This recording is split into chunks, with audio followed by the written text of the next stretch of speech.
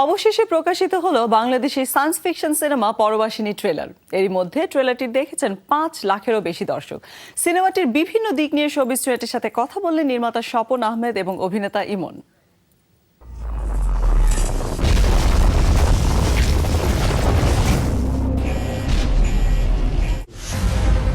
১৯২০ সালের ২০শে জুন ২০১২ সালে শুটিং শুরু হওয়া পরবাসিনী আসছে প্রেক্ষাগৃহে।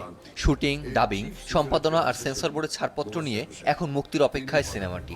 স্পেস, এলিয়েন, হ্যাঁ, এয়ারফোর্স, এই সব কিছু মিলিয়ে যেহেতু সায়েন্স ফিকশন সিনেমা হয়নি, আমাদের এই জনরাটা শুরু করা দরকার, এই কাজটা করা দরকার, এবং এই যদিও চ্যালেঞ্জিং সেজন্য এই কাজটা করা। চ্যালেঞ্জিং তো আসলে সবগুলো ছবি আসলে চ্যালেঞ্জিং, ডিফারেন্ট ক্যারেক্টার প্লে করতে হয় ডিফারেন্ট ছবিতে।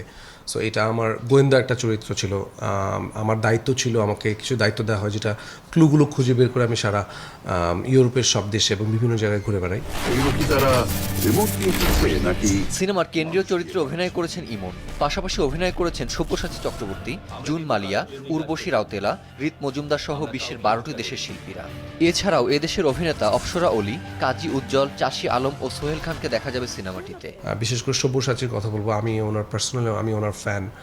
আমি ওনার ফেলুদা সিরিজগুলো প্রায়, ফেলুদা বলতে আমি তার কথা মনে করি, এবং অ্যাক্টিংয়ের যে ডেডিকেশন আমি ওনার মধ্যে দেখেছি এবং যতটুকু শিখেছি, এটা আমার জন্য অনেক বড় একটা পাওয়া।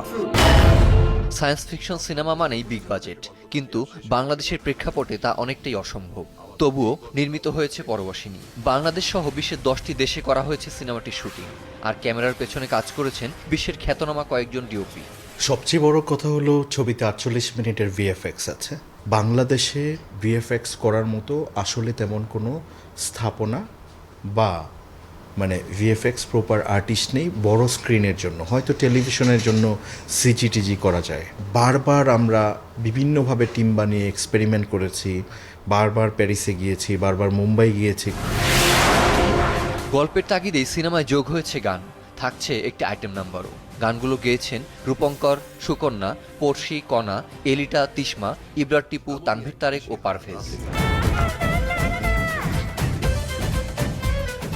খুব শীঘ্রই দেশ ও দেশের বাইরে মুক্তি পাবে পরবাসিনী।